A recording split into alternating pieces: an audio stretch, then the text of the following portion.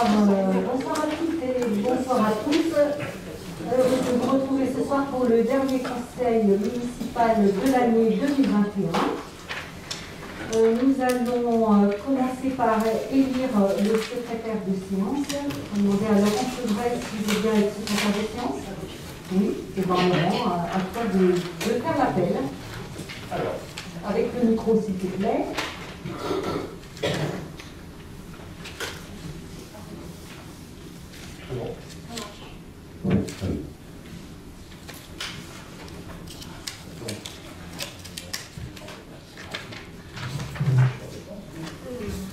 Mathieu Marie-Hélène. Présent. Gerdillon Didier. Présent. Zaporé Catherine. Présent. Descott Philippe. Présent. Thomas Isabelle a donné procuration à Marie-Hélène. Basset Claude. Présent. Bogner Philippe Alzo. Virginie. Verzier Jacques. Présent. Six Philippe. Présent. Pigeon Isabelle. Présent. Galtier Alain. Présent. Pierrot Jérôme a donné procuration à Marielle Lassalle. Présent. Sevray Laurent présent. Lassalle Marielle. Présent. Aptel Éric. Présent. Génois Karine a donné procuration à Claude Basset. Ocalcogne Katia a donné procuration à Elisabeth Pigeon. Madame Aucartran. Gourou Sidney a donné procuration à Didier Verdion. Champignon Guillaume Sophie.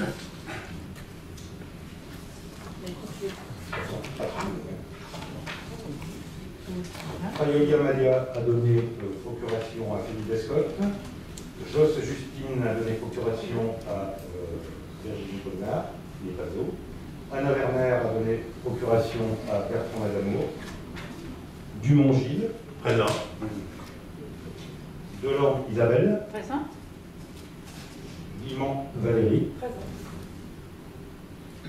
Velay Laure. Présente. Gaglione Marc. Présent. Et Balmos-Rosol, Ludovic. Présent. Tout bon.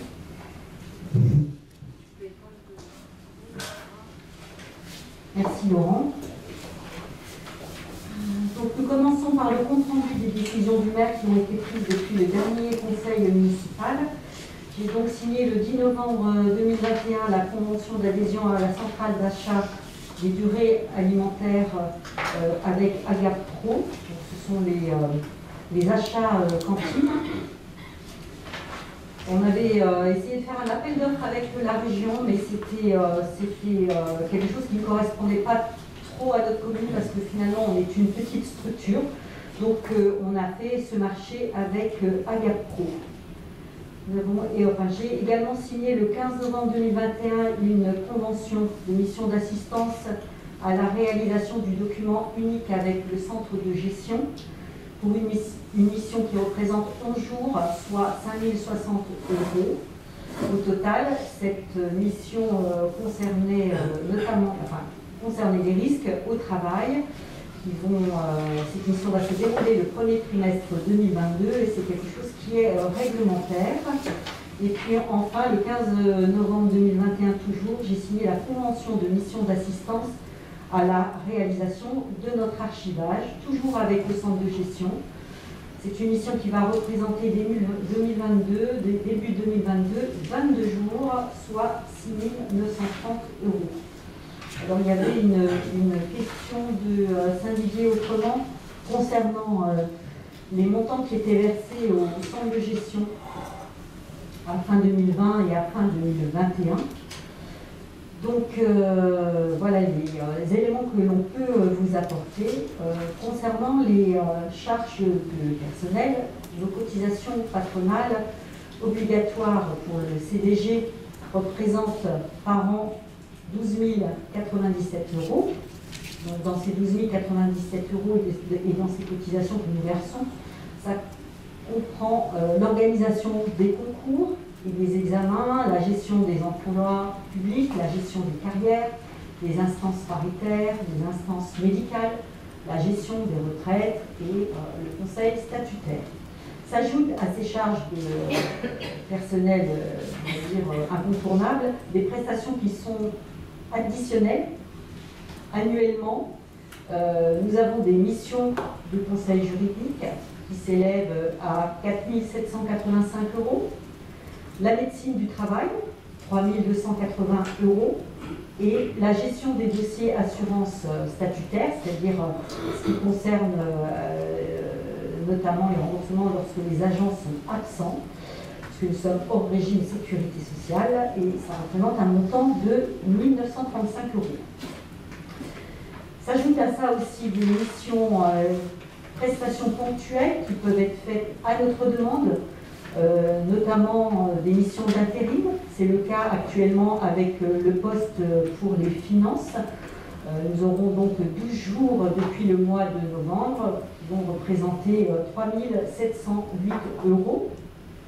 Et donc en 2022, nous ajoutons notre prestation d'archivage pour 6 930 € et aussi la prestation pour le document unique de 5 060 €.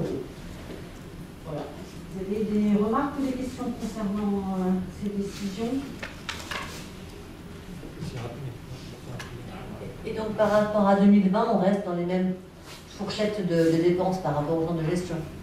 Sauf les prestations ponctuelles.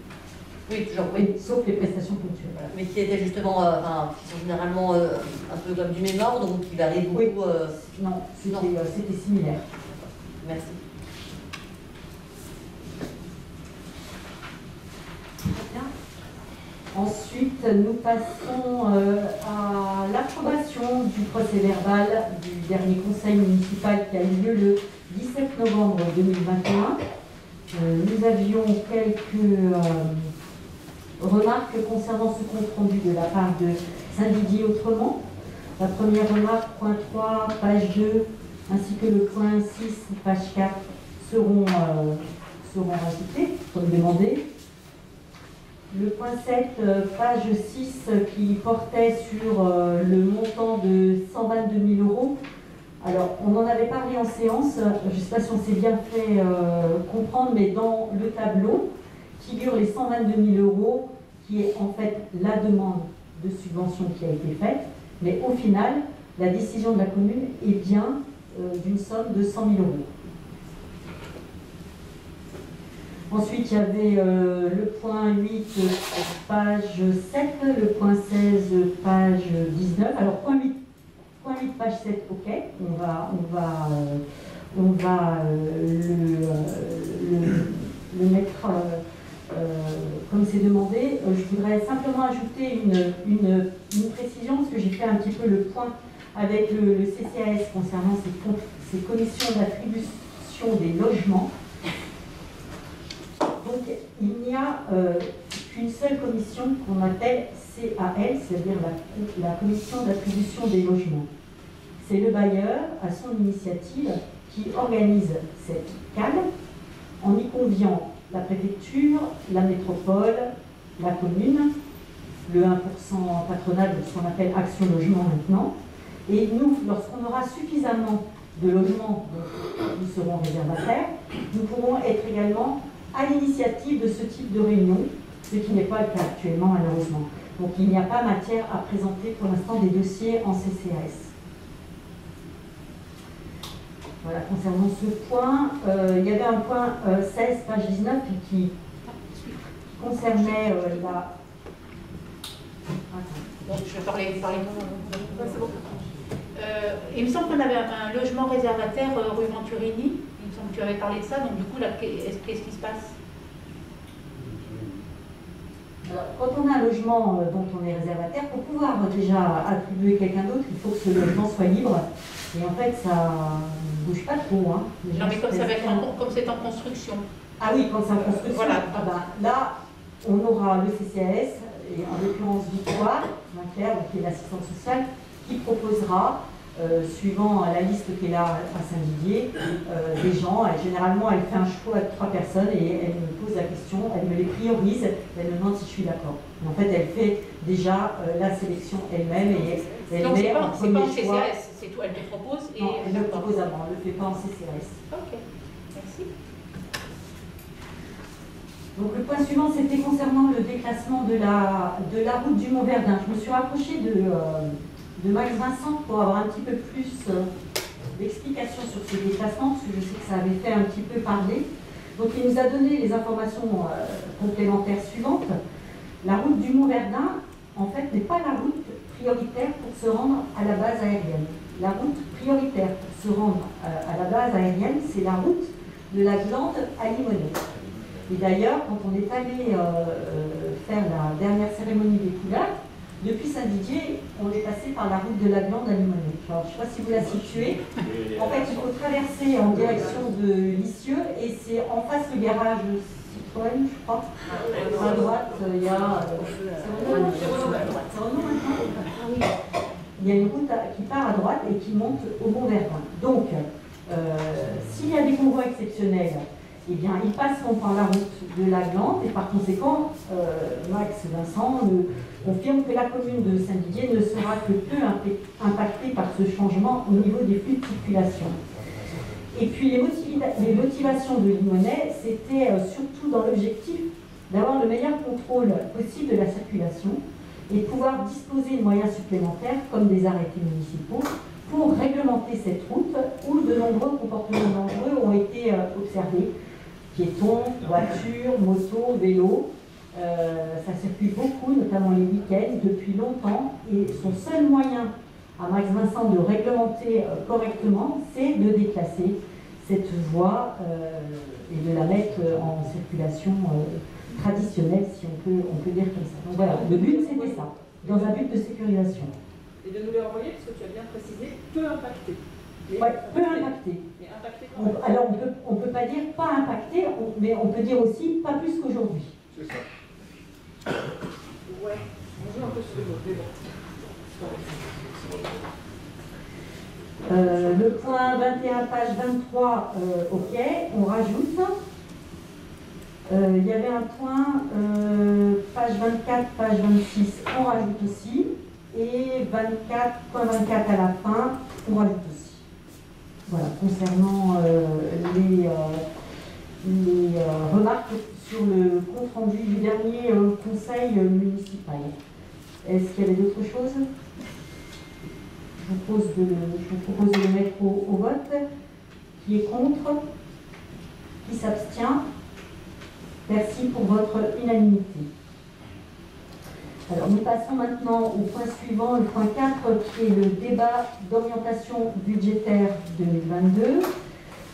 Avant de passer la parole à Philippe Six, je vous rappelle qu'il s'agit d'orientation budgétaire et non pas de vote de budget. Donc, le vote qu'on vous demandera ce soir n'est que de prendre acte que ce débat d'orientation budgétaire vous a bien été présenté. Philippe, je te laisse la parole. Bonsoir. Donc, je me propose de vous commenter le rapport d'orientation budgétaire que vous avez sous les yeux. Je vais surtout illustrer les graphes et insister sur les points qui me semblent les plus marquants, sachant que l'ensemble du rapport qui a été excellemment rédigé par notre directeur des services est assez éclairant.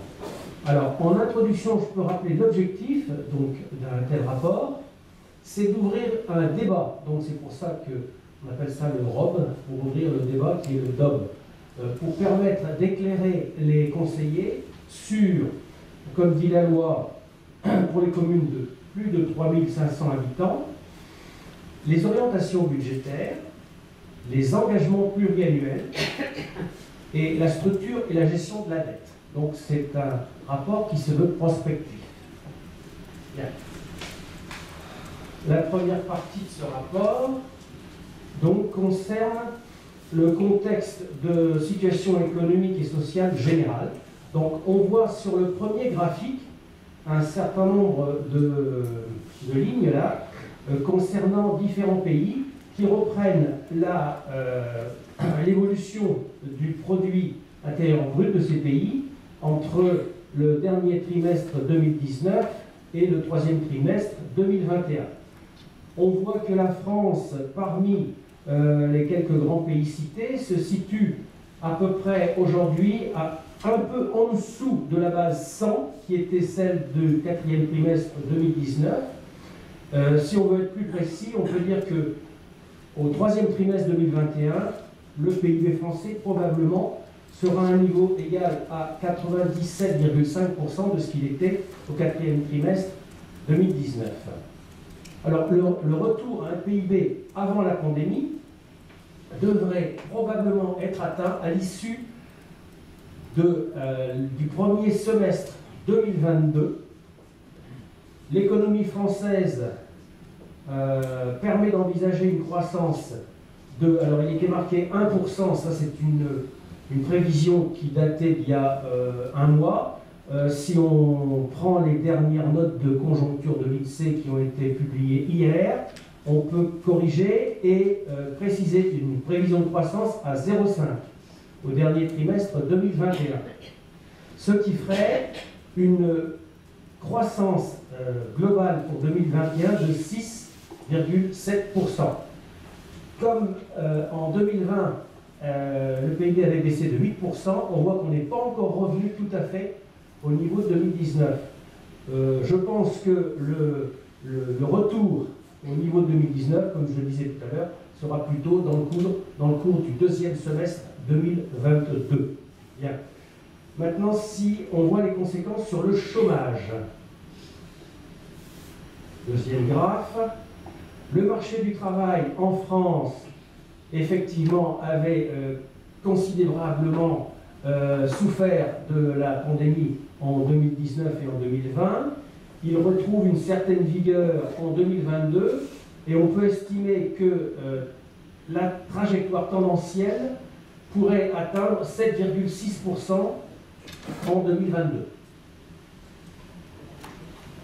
Cette perspective de reprise est freinée par la caractéristique de l'économie française, à savoir une difficulté au niveau du marché du travail de trouver les demandes correspondant aux offres, pour sans doute un problème de formation et quelquefois aussi d'inadéquation entre les différentes caractéristiques de l'offre, donc les travaux offerts par rapport aux demandes, c'est-à-dire les souhaits des gens qui recherchent du travail. Il faut souligner que le poids des services en France est particulièrement important. Aujourd'hui, on est aux alentours de 85% du PIB. On a à peu près 12,5% d'industrie et 2,5% d'agriculture, à comparer par rapport à l'Allemagne, qui a une industrie quand même 2 fois plus forte. Donc la nature de la reprise n'est pas tout à fait comparable dans les deux pays. C'est un exemple. Alors sur le plan des prix à la consommation, l'inflation a sensiblement augmenté en 2021, puisqu'elle a atteint, elle atteindra 2,6%. Alors savoir si cette hausse est provisoire ou pas, je serai plus prudent que ce qui est écrit là. Pour l'instant, il y a des tensions tout à fait compréhensibles en fonction des manques de certains produits, des matières premières, ou des produits dans la construction par exemple. Les dernières prévisions de l'INSEE au niveau de l'inflation sur 2021, donc on a dit 2,6, et pour 2022, ils prévoient une tendance à peu près comparable, puisqu'ils ont cité le chiffre de 2,5%. À savoir, à comparer par exemple aux États-Unis, actuellement l'inflation est de 6,8%. Bien, maintenant, deuxième partie, on va voir la part des finances publiques dans l'économie française. Pour ça, on va s'attacher au troisième graphique. Au niveau des finances publiques, on voit une ligne qui augmente, c'est la dette publique évidemment.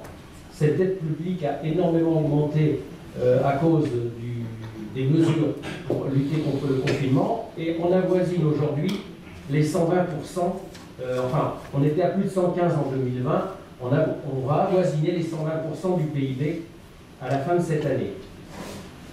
Pour le prochain budget, les pouvoirs publics, le gouvernement prévoit un déficit de 150 milliards d'euros, ce qui représente 6% du PIB.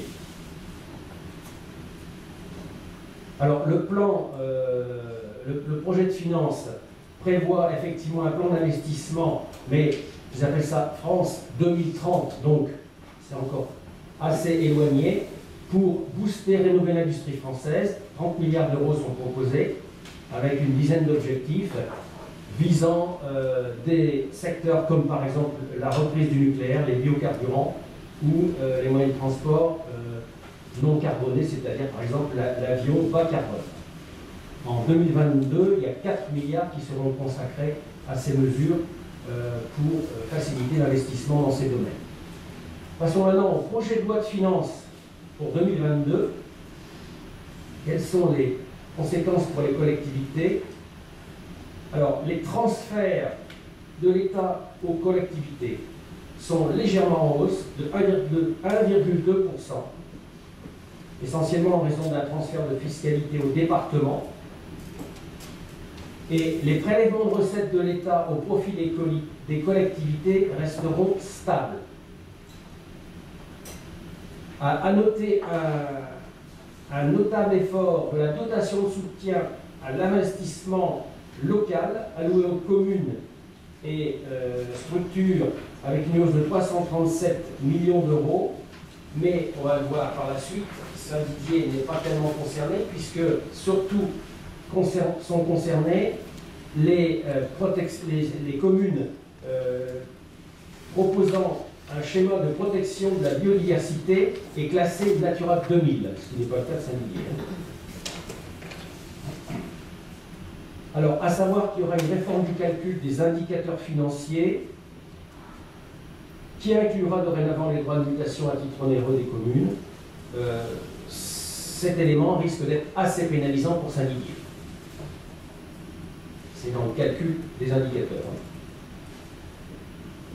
Alors, une dernière compensation de l'État concernant les logements sociaux durant 10 ans, mais pour les logements agréés entre 2021 et 2026. Donc, pour Saint-Didier, ce chiffre est quand même relativement faible.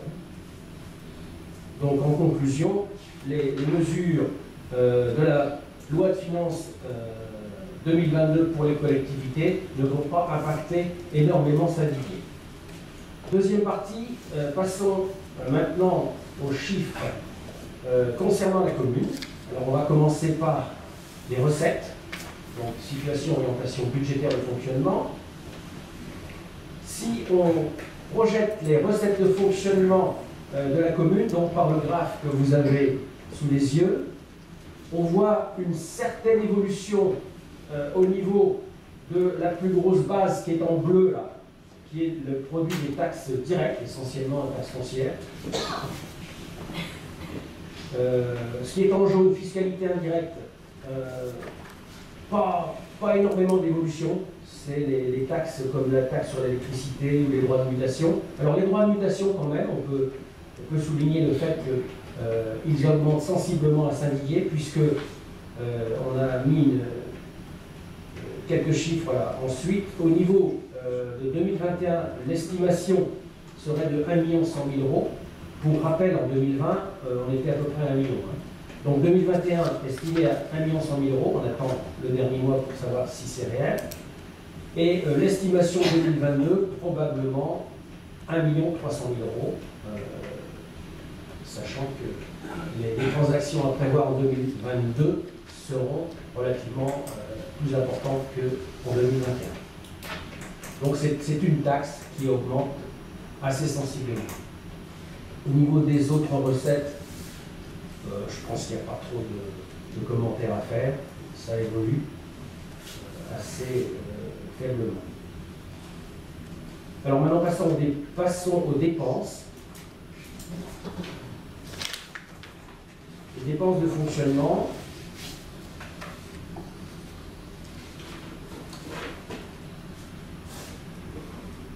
Alors on voit que le chiffre, la couleur bleue là, évolue légèrement. Il s'agit des charges personnelles. Les charges personnelles évoluent. On le verra sur le graphique suivant, positivement. Ensuite, vous avez ce qui est en rouge, les charges à caractère général. Ce sont ce qu'on appelle les dépenses de fonctionnement courantes. En En jaune, là, ça diminue un peu ce qu'on appelle les atténuations de produits, c'est-à-dire les reversements métropole. Bon, là, actuellement, c'est de 832 000 € et il n'est pas prévu que ça évolue. Les pénalités pour les logements sociaux qui vont un peu diminuer parce qu'on va récupérer des subventions qui seront allouées aux bailleurs sociaux et qui viendront diminuer les pénalités des logements sociaux des années suivantes. Et puis vous avez le fonds de péréquation intercommunal. Après, les intérêts de la dette, c'est relativement bénin. On voit que la commune est jusqu'à aujourd'hui très peu endettée. Et enfin, les autres dépenses, ce sont les dépenses de gestion courante. Voilà. Alors, si on reprend maintenant un indicateur ressources humaines, on voit un graphe concernant les charges de personnel. On voit une progression, puisqu'en 2019, on voit qu'on était en dessous de la barre des 1,8 million. 2020, pareil. 2021, on sera probablement à 1,950 million. Et 2022, nous avons budgété 2,2 millions. Ce qui reste, on le verra tout à l'heure quand on regardera les ratios, dans des proportions assez raisonnables par rapport à la moyenne des communes comparables à la nôtre. Passons maintenant à la fiscalité. Alors un petit mot sur la taxe d'habitation, on en a déjà pas mal parlé, donc je ne vais pas détailler. Donc suppression de la taxe d'habitation des résidences principales, on l'a vu en 2018.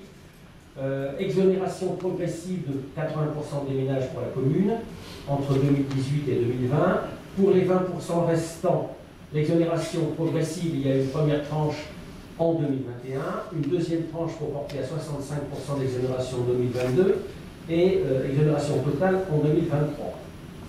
L'État compense auprès des collectivités le produit de la taxe d'habitation sur la base des taux figés de 2019.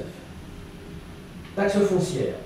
Alors, la taxe foncière sur les propriétés bâties des départements est transférée aux communes à partir du 1er janvier 2021. Donc, on peut additionner aujourd'hui le taux de taxe communale qui est de 16,26% et le taux départemental qui est de 11,03% pour aboutir à un taux global de 27,29 qui donne un produit de 3 629 420 €. Et vous avez le détail des autres produits, donc la taxe d'habitation avec la compensation de l'État 1 220 000 et la taxe foncière sur le non bâti 26 000, c'est pas grand-chose. Oui, j'ai oublié la taxe d'habitation sur les résidences secondaires qui sont à peu près à hauteur de 15%, ce qui nous amène au chiffre de 108 000 €. À noter que à cause de l'inflation, probablement que les bases de calcul de taxes foncières seront revalorisées et on parle de 3% en 2022. Bon, 3% par rapport à une inflation qui est prévue à 2,5. Solde de gestion intermédiaire. Alors là, on va prendre les notions d'épargne. Donc il y a trois.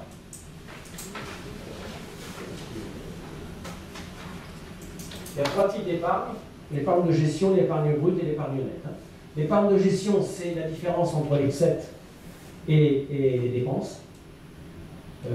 L'épargne brute, on retire les remboursements des intérêts des emprunts.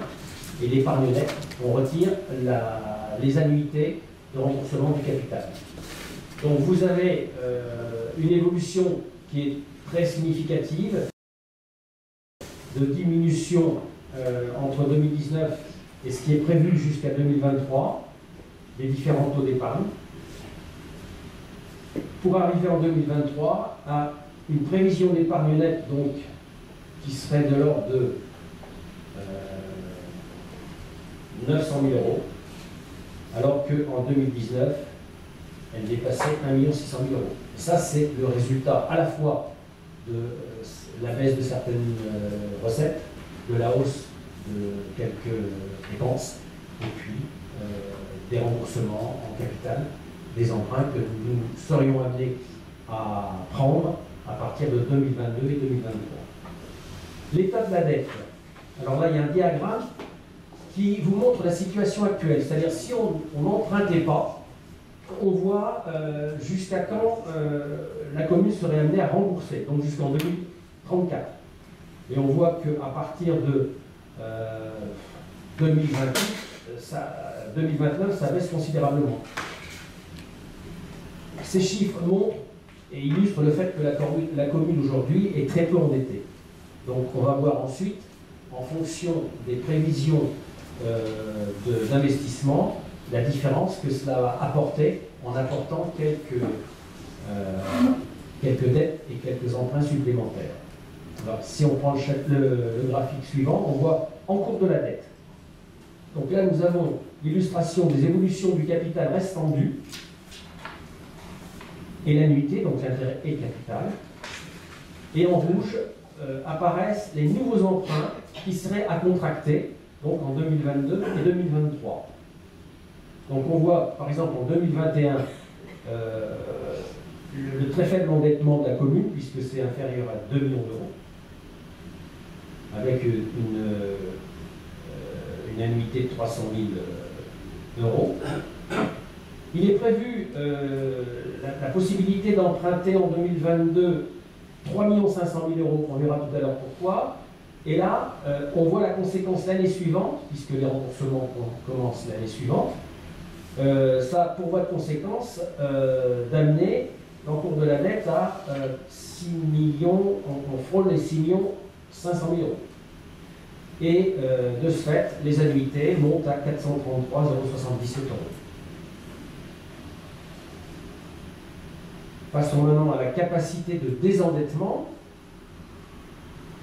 Alors ça c'est très important parce que c'est ce que regardent les banques quand elles veulent nous prêter de l'argent.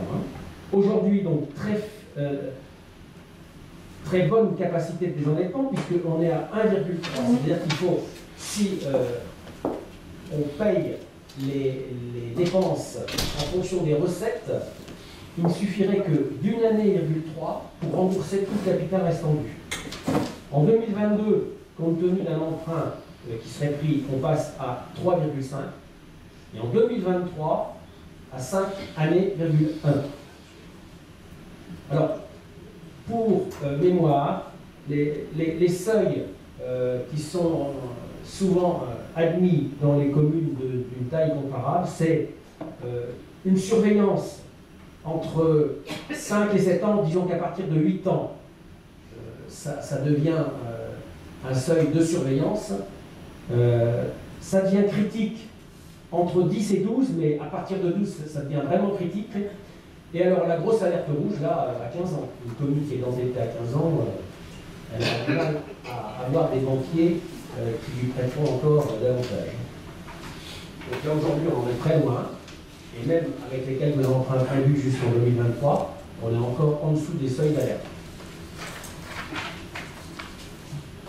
Alors maintenant, voyons la programmation des investissements. Quels seront les principaux projets en 2022? Alors je crois que ça, c'est le tableau le plus important. Donc on a repris les investissements les plus caractéristiques. Je vais les reprendre ligne à ligne. Alors, autres bâtiments communaux, ça je dirais c'est classique, c'est l'amélioration des bâtiments, donc 200 000 euros. Contribution au logement social 225 parce que c'est le solde entre ce que nous allons allouer aux bailleurs sociaux et la pénalité. Donc on va devoir débourser, la commune va devoir débourser 225 000 euros. Enfouissement chemin du Colin, c'est-à-dire que tous les ans, il est envisageable d'enfouir les réseaux sur un secteur, sur un quartier. Pour 2022, on propose de le faire chemin du Colin, c'est celui qui coûtera le moins cher et qui s'élève néanmoins à 360 000 euros. Mais dans les années suivantes, il faudrait prévoir environ 450 à 500 000 euros pour faire tous les ans un secteur supplémentaire. L'église, on a prévu 950. Aujourd'hui, on ne sait pas exactement ce que coûteront les travaux. Ça peut être un peu plus, mais ça sera peut-être aussi... Ou un peu moins. Ça m'étonnerait. Ça peut être ensuite, le solde peut être reporté sur 2023. Alors, le plus gros morceau, évidemment, c'est Maison Trévoux. Donc, on prévoit la somme de 3 500 000 euros. C'est une prévision. Enfin, nous sommes suspendus au pouvoir de négociation de notre premier adjoint pour que ce chiffre ne soit pas dépassé. Parking Guesseur, donc ça sera le solde de tous les travaux évalués à 1 615 000. Équipement des services, donc ça ce sont des investissements courants, 126 000. Restaurant scolaire, 80 000, c'est plus les premiers frais, style frais d'études, mais il faudra en 2023 préparer certainement une somme beaucoup plus importante, de l'ordre de 1 million d'euros, pour réaliser ce ou ces équipements en restaurant scolaire. Skatepark, 139 000 euros, donc ça, c'est pour poursuivre et finaliser cet investissement. Tennis couvert, on a mis 90 parce que compte tenu des délais de réaction au niveau des permis de construire, des autorisations, etc., il est évident qu'en 2022, on n'aura pas encore l'opportunité de réaliser les travaux, donc ça sera une grosse somme à prévoir en 2023, de l'ordre de peut-être 800, 900, 1 million d'euros. La voirie, 250 000, bon, ben ça c'est une somme assez récurrente qu'on verra d'année en année. Et la vidéoprotection sécurité, 120 000, c'est ce que Philippe Descotte nous a déjà expliqué. La première phase, l'équipement en caméra, vidéoprotection, il faudra prévoir certainement une deuxième phase en 2023. Donc tout ceci montre qu'en 2022, effectivement, nous aurons énormément d'investissements à prévoir, et c'est pour ça que d'ores et déjà, au niveau d'un emprunt, il est prévu au niveau du budget 3,5 millions d'emprunt pour l'acquisition de cette résidence crédit. Donc, tout ceci arrive quand même à une somme de 7 655 000, ce qui est nettement supérieur à ce qui était le cas des années précédentes. Dans les années précédentes, c'était 2, 3, 4, ça a été rarement au-delà de 4. Et là, on va arriver à plus de 7,6 millions. Les dépenses d'investissement, bon, bah, ça relate, ça illustre en fait ce que je vous ai expliqué. Donc on voit que en 2020, il n'y a pratiquement rien eu. En 2021, ça a monté à 3 millions. Et en 2022, là, on dépasse les 7,5 millions, puisqu'on est à 7 655 000. Alors en 2023, bon, on a mis un chiffre là. Ça risque d'être au-delà. Mais bon, on verra en fonction de l'état d'avancement des travaux sur les différents programmes. Alors ensuite, on a différents ratios, bon, sur lesquels je ne m'étendrai pas énormément, parce que l'intérêt, bon, si vous voulez les regarder à tête reposée, c'est à chaque fois voir par rapport à la moyenne de la strate où se situe notre commune. Alors certains ne sont pas significatifs. Par exemple, si on prend la 1, 2, 3, 4e ligne, dépenses d'équipement par habitant, on voit qu'elle était très faible en 2020, elle monte en 2021. Elle n'est pas significative en 2022 parce que le chiffre de 1068 dépendrait d'une acquisition, mais je dirais patrimoniale. Donc appeler ça de l'équipement, c'est peut-être un peu forcer la note. Si la commune achète du patrimoine, en fait, c'est beaucoup plus que de l'équipement. C'est pas comparable avec un équipement d'amélioration d'habitat, par exemple. Enfin, les dépenses de personnel qu'on a vu tout à l'heure par rapport aux dépenses réelles, on voit qu'on reste tout à fait raisonnable par rapport à une strate qui est au-delà de 55%, puisqu'on est dans les 33, 33. Alors, 2022, là j'ai refait le calcul, moi j'arrive à 35,7 et pas 34,03, enfin bon, 34,67. Alors, juste une remarque, quand même, c'est qu'il ne faut pas oublier que nous sommes en DSP. Donc, pour être tout à fait juste et équitable, pour comparer, il faudrait rajouter le coût de la DSP au niveau des charges de personnel. Et dans ce cas-là, on arriverait à 47,8 par exemple pour 2022. À comparer à 56, on reste quand même assez raisonnable. Et ça me paraît plus logique d'inclure la DSP, puisque c'est en fait une charge de personnel qu'on n'a pas directement, mais qu'on subit indirectement. Voilà pour le rapport d'orientation. Et bien maintenant, j'attends vos questions pour le débat éventuel. Merci. Il y a des questions? commentaire à apporter, mais j'ai pas de questions. Alors, mon commentaire. Nous nous réjouissons de la volonté municipale d'acquérir la propriété menée en grande partie, telle que budgétée. Nous estimons en effet que cet investissement, certes conséquent, revêt de nombreux avantages. Il permet, entre autres, de conserver un bâti patrimonial d'importance qui offre de nombreux espaces aménageables dont la commune a besoin. Il offre un magnifique parc aux Désidériens. Il ouvre une jonction douce entre le centre-bourg et le quartier de Famille. Nous sommes favorables au recours à l'emprunt tel que proposé, la commune ayant les reins solides et les taux étant encore très bas.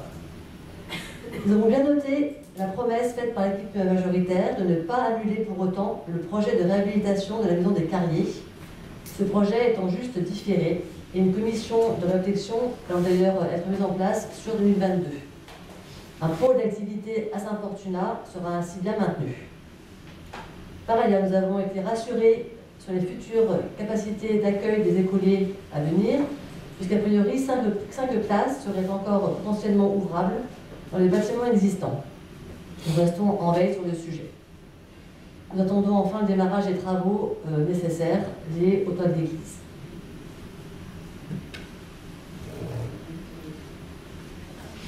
Merci. D'autres remarques? D'autres questions? Juste, je te donnerai le texte. Juste une petite question, Marie-Hélène. Sur les projets structurants, on ne prévoit pas un petit budget pour faire des petits travaux, des petits aménagements temporaires par rapport à la sécurité routière qui rejoint tout le dossier qui est en attente du retour de la commission de la métropole, etc. On ne prévoit pas un petit truc pour faire des ralentir la vitesse, enfin, le sujet numéro 1 qui revient en permanence, même si ce n'est pas nos routes, etc., des petits aménagements en jaune, histoire de... Voilà, une petite remarque. C'est pas dans les 250 000 voiries. Il y a 250 000, je ne sais pas ce qu'on fait, un tronçage, on apprend, pas plus, il y a 2 tronçages. Si, bien évidemment, c'est dans les 250 000 voiries, parce que la voirie étant métropolitaine, normalement, ça ne rentre pas dans nos projets structurants. Donc ça veut dire que nous, on va mettre en œuvre le FIC avec de l'abondement, le PROX, parce qu'on a bien compris que si on ne faisait pas, on aurait du mal à avoir de l'aide de la métropole sur ces sujets-là. Et il y avait une question justement en fin de conseil, une question diverse qui concernait justement la retirée là, concernant le retour de la métropole suite à la réalisation de l'étude de mobilité, et Philippe a prévu de vous faire un petit point sur ça. Est-ce qu'il y a d'autres remarques ou questions? Très bien. Eh bien, je vous propose de mettre au vote donc, et de prendre acte de la tenue de ce débat d'orientation budgétaire. Donc, qui est contre? Qui s'abstient? Merci pour votre unanimité. Nous passons maintenant au point 5 qui concerne la convention de mutualisation du relais petite enfance avec Lidonnais. Je passe la parole à Virginie Bobin. Bonsoir à tous. Alors, comme on en a parlé dans le cadre du renouvellement de la délégation de service public, les communes de Saint-Didier et de Lidonnais ont mis en place depuis 2011 un partenariat et un relais d'assistance maternelle intercommunal. Alors aujourd'hui, ça s'appelle Relais Petite Enfance, donc vous avez soit RAM, soit RTE. Ça vise à mettre en commun les moyens entre Saint-Didier et Lidonnais, puisque nous avons trop peu d'assistants maternels dans les 2 communes. C'est ce qui permet des rencontres entre les différents assistants maternels, des rencontres entre les enfants, les besoins de professionnalisation et de partage de moments entre les professionnels et les enfants. Ça fonctionne très bien depuis 2011. Et là, on vous propose de renouveler cette convention de mutualisation avec Lidonnais, puisqu'ils sont d'accord aussi, les assistants maternels sont d'accord aussi. Et nous avons d'ailleurs intégré dans la demande de délégation de service public avec Lidonnais qui s'engage à poursuivre mutualisation si vous donnez l'accord de signer cette convention de mutualisation pour les 5 prochaines années. Donc, voilà. Des questions concernant ce relais petite enfance qui remplace l'appellation RAM, relais d'assistante maternelle avec la convention du Lyonnais. Très bien, je le mets au vote. Qui est contre? Qui s'abstient? Merci pour votre unanimité et je vais repasser la parole à Virginie pour le point 6 qui concerne la convention territoriale globale avec la CAF. Alors, comme on aime bien changer les choses, au niveau institutionnel, on passe du RAM à RPE, et là on passe de la CTG, du CEJ à la CTG, c'est-à-dire le contrat enfant-jeunesse, on passe à la convention territoriale globale. Il s'agit en fait des partenariats de la CAF, des financements de la CAF pour toutes les actions en rapport avec l'enfance et la petite enfance selon les besoins des territoires. En gros, ça ne change pas grand-chose. Tout ce que ça change, c'est que c'est plus la commune qui perçoit et qui reverse aux structures du territoire, et c'est les structures qui les perçoivent directement. Autre changement, c'est que la CAF se basait sur les financements bonifiés de N-1. Là, la CAF s'engage à maintenir les financements bonifiés sur N-1, sachant qu'à partir de 2023, ils paieront sur l'année N. Pour résumer, donc ça ne change pas grand-chose, c'est juste par rapport, voilà, ils ont refait un diagnostic des besoins sociaux et de notre territoire. Donc on maintient, la CAF propose de maintenir donc, les financements pour tout ce qui a rapport avec la petite enfance, l'enfance et la jeunesse, pour permettre à nos désidériens de bénéficier des avantages de la CAF. Voilà. Et voilà, la CTG est signée pour une durée de 5 ans, soit jusqu'au 31 décembre 2025.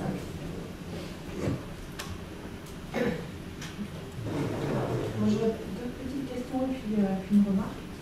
La première, effectivement, déjà, une remarque globale, préalable. Alors, on s'aperçoit que toute la convention, toute l'analyse de diagnostic est très proche finalement de l'analyse des besoins sociaux qu'on a vu le mois dernier. Ça se prend pas mal. On voit aussi que cette convention démarrait au 1er janvier 2021. Donc, elle n'est pas été soumise au vote plus tôt. C'est une première question. Je fais mes questions si je peux la deuxième question, c'est est-ce qu'on aura, puisque maintenant les versements seront directement versés aux prestataires, est-ce qu'on aura une visibilité sur ce qui a été versé à Veolia Orange et puis à Veolia Débit, parce que vraiment on finance aussi une partie, donc est-ce qu'on aura des décomptes de ce qu'ils ont perçu directement? Voilà, puis globalement, ce qu'on retient aussi donc, par rapport au diagnostic de cette analyse, c'est qu'il note aussi dans les annexes que le pôle jeunesse et parentalité sont bien. Il y a bien un manque sur la commune, donc il faut bien retravailler au niveau communal. Voilà. Alors, pour la signature de la convention, je crois que c'était principalement pour des histoires de discussion, pour savoir comment allait être versé, puisqu'on avait le renouvellement de la DSP, tout se cumulait en même temps, et c'était, je pense, plus pour savoir comment allait se passer le versement de N-1 par rapport au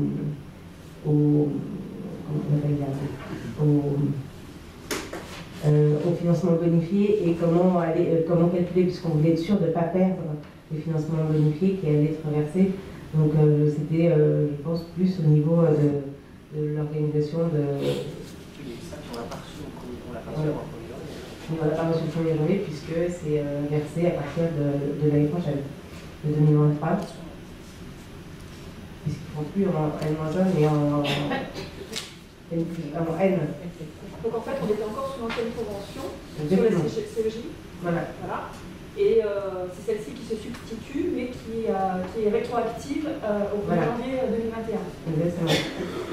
Et pour pour les financements, pour les sommes qui seront perçues par People & Baby et Léo Lacrange dans le cadre de l'ESD, il y a une totale transparence puisque nous avons un regard sur leur compte, donc sur toutes les recettes, puisque notre participation se fait en fonction des recettes et des dépenses de la DSP.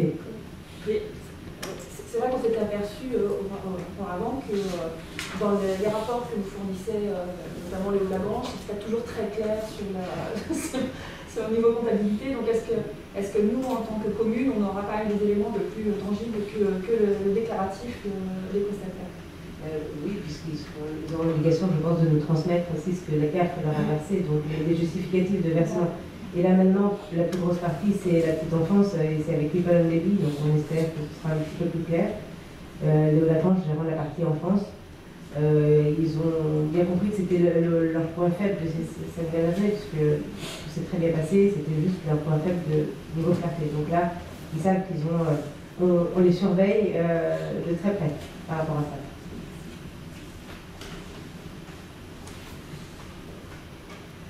D'autres remarques ou questions? Je vous propose de le mettre au vote. Qui est contre? Qui s'abstient? Merci pour votre unanimité. Nous passons maintenant au point 7, qui est l'adhésion à l'association Métropole Aidante. Et en l'absence d'Isabelle Thomas, je passe la parole à Marielle Lassalle pour ce point. Et bonsoir à tous. Donc, il nous est demandé la possibilité d'adhérer à l'association Métropole Aidante pour un montant de 100 € par an. En 2 mots, cette association Métropole Aidante est à l'initiative de la Fondation France Répit, en partenariat avec la Métropole de Lyon, l'ARS Auvergne-Rhône-Alpes et la PICIL. Elle permet d'accompagner les proches aidants à prendre conscience de leur rôle d'aidant et de les aider dans leur quotidien, en leur offrant un guichet unique, un numéro de téléphone, une ligne unique, un site internet, un lieu d'accueil et surtout de fédérer 150 acteurs associatifs et plus de 300 offres au soutien des aidants. Alors, il nous demande, le fait pour nous d'adhérer à cette association permettra au CCAS de Saint-Didier d'être formé sur tout ce que proposent les aidants. Il y aura quelqu'un chez nous au sein de la commune qui sera plus dédié aidant. On rejoindra ainsi le CCAS de Darby, Saint-Genis, Écully, Villeurbanne et Moulins qui à ce jour sont inscrits à cette association.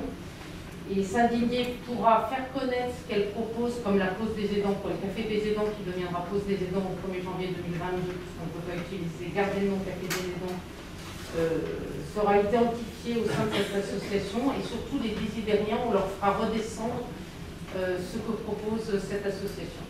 Donc voilà. Si vous avez des questions.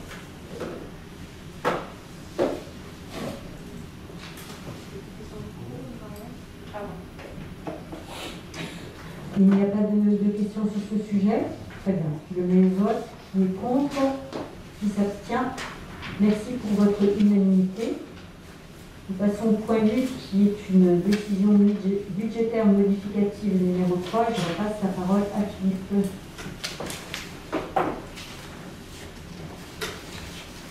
Il y a donc encore une petite modification budgétaire. En fonctionnement, donc il est proposé un prélèvement SRU de 27 000 €, un fonds de péréquation de 3 000 qui est appuyé dans le stock de dépenses imprévues, donc à hauteur de 30 000. Et en investissement, là il s'agit d'une opération portant sur du matériel à hauteur de 10 000 qui est pris dans la réserve d'acquisition foncière. Alors au niveau du matériel, je peux vous donner les précisions par rapport aux 10 000 €. Il y a 3 armoires pour 2 465 €, un broyeur à végétaux 3 100 €, un chariot pour la bibliothèque 1 616 €, comptoir d'accueil maison Meunier 1 701 € et une cuve pour récupérer les eaux de 1 086, qui fait 9 968 € arrondi à 10 000.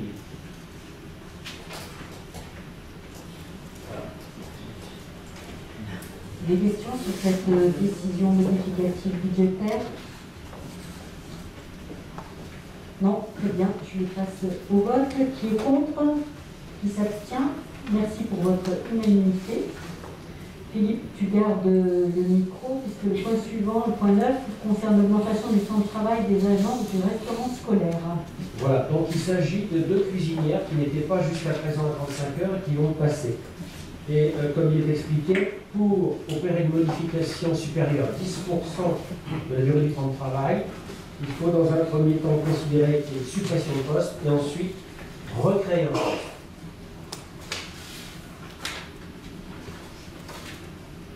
Donc, il s'agit donc de 2 postes supprimés en tant qu'adjoint technique et recréer le même niveau. Il n'y a que le temps de travail qui change, le 31, ça passe à 35 heures. Et il s'agit de 2 cuisinières. Voilà, c'est pour ça qu'on demande. Des questions sur ce point?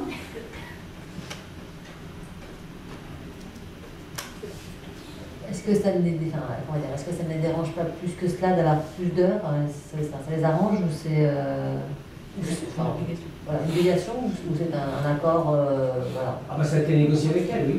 Oui. C'est sous leur accord. Oui, voilà. Très bien, je vous propose de le mettre au vote. Qui est contre? Qui s'abstient? Merci pour votre unanimité.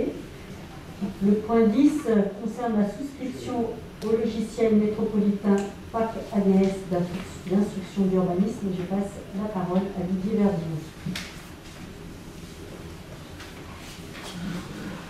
Bien, comme vous avez pu le lire, en réalité, ça fait déjà depuis quelques années qu'il y a une volonté de dématérialiser au maximum les dossiers d'urbanisme entre la métropole et les communes, ce qui paraît légitime aujourd'hui.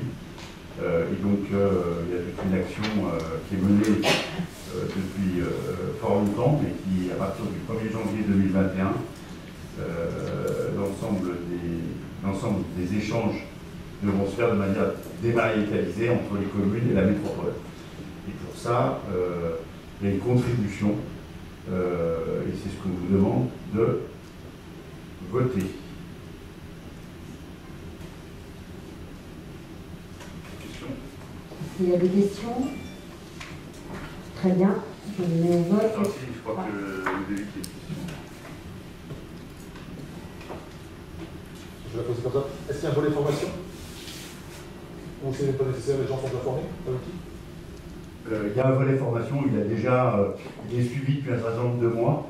Ça devrait être effectif normalement au 1er janvier 2022. Là, les agents sont pas encore certains qu'il n'y aura pas encore une phase intermédiaire, mais ils suivent régulièrement des formations sur le sujet. Merci. Je le mets au vote. Qui est contre? Qui s'abstient? Merci pour votre unanimité. Alors, nous passons au point 11.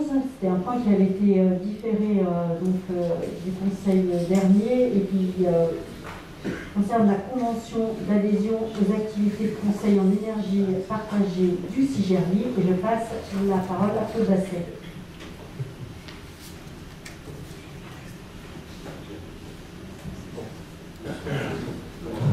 Ça marche. Alors, au niveau national, il y a la loi du 17 août 2015 qui est relative à la transition énergétique. Donc, pour la croissance verte, elle fixe cette loi des objectifs pour lutter contre le réchauffement climatique. Donc, pour cela, il faut réduire les émissions de gaz à effet de serre, donc entre 90 et 2050. 1990 et 2050, pardon. Il faut réduire aussi la consommation énergétique finale de 50% en 2050 par rapport à la référence de 2012 et porter la part des énergies renouvelables à 32% en 2030. Alors, la commune doit s'engager bien sûr dans cette voie et le CIGERLI est un acteur majeur et propose ses services dans le cadre de cette transition énergétique. Et le CIGERLI nous propose, via un contrat d'énergie partagée, nous propose ses services pour faire une étude de tous les bâtiments de la commune. Cette étude, elle se comporte, il y a 5 volets. Ce qui nous intéresse dans l'immédiat, ce sont les volets 0 et 1, qui sont gratuits. Alors, le détail de ces volets, je peux vous les donner. Donc, le niveau 0, c'est un audit énergétique global de tous les bâtiments communaux. Ça ne coûte rien à la commune. Le niveau 1, c'est le suivi de base des consommations. C'est pareil, ça ne coûte rien, c'est-à-dire que le CIGERLI va reprendre des consommations depuis 2012, vérifier année par année s'il y a des augmentations, des diminutions, etc., pour affiner son diagnostic. Il y a la valorisation des C2E. Alors, vous savez peut-être pas trop ce que c'est, les C2E, ce sont des certificats d'économie d'énergie. Chaque fois que vous économisez 1 kWh parce que vous faites des travaux pour moins consommer, ces kilowattheures sont valorisés à un prix. Ce prix est payé par les fournisseurs d'énergie et c'est reversé au budget communal. C'est valable aussi pour les particuliers. Donc ce niveau 1 est aussi gratuit, pas de surcoût. Ce sont ces 2 niveaux qui nous intéressent dans l'immédiat. Il y a ensuite les niveaux 2, 3 et 4 qui, eux, sont payants, mais qui, pour l'instant, la commune n'a pas l'intention, dans l'immédiat, de solliciter le CIGERLI pour ces niveaux. Le niveau 2, c'est un suivi complet des consommations avec préconisation pour les améliorer. Vous avez les prix à côté. 9 centimes par habitant, plus 9 € par point de comptage. Un point de comptage, c'est l'équivalent d'un compteur, soit électrique, soit gaz. Ensuite, le niveau 3, c'est l'exploitation, c'est-à-dire que le CIGERLI peut observer, par exemple, une chaufferie, la vérifier, la suivre. Et là, vous avez un barème qui est donné pour les chaufferies de puissance supérieure ou égale à 70 kW.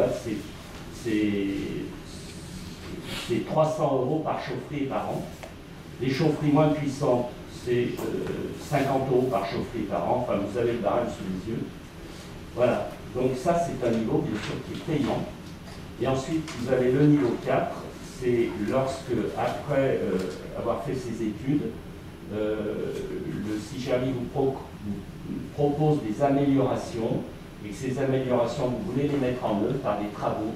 Le CIGERLI se propose donc de les suivre. Et là aussi, c'est payant. Et vous avez la mission 47 €. Voilà. Alors, si vous avez des questions, eh bien, allez-y. Pas de problème. Oui, j'ai des questions, et des remarques.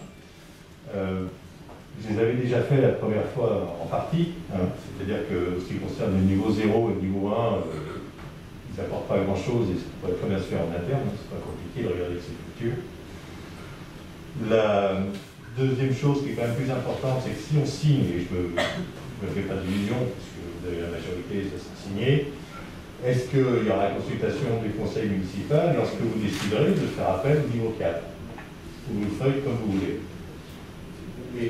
Alors, je peux répondre déjà pour la première. Pardon. Je peux répondre pour la première partie déjà. La première partie, c'est. C'est quoi? C'est le niveau 0. Le niveau 0, alors il faut savoir qu'effectivement, on peut le faire. Moi, je suis capable de dire, passer dans les bâtiments, suivre les consommations, il n'y a pas de souci. Par contre, il faut un label, je ne l'ai pas. Donc le CIGERLI là, c'est-à-dire pour pouvoir se positionner vis-à-vis de la loi, il faut un document qui est par une entreprise labellisée que moi je n'ai pas. Donc on est obligé d'en passer par là. Voilà, alors pour après la réponse, moi je pense que, enfin moi je pense que t'en penses, Hélène, si on venait à faire des travaux et qui concernent les points payants 3 et 4, oui, on peut poser la question. Enfin, pour l'instant, on n'en est pas là, de toute façon.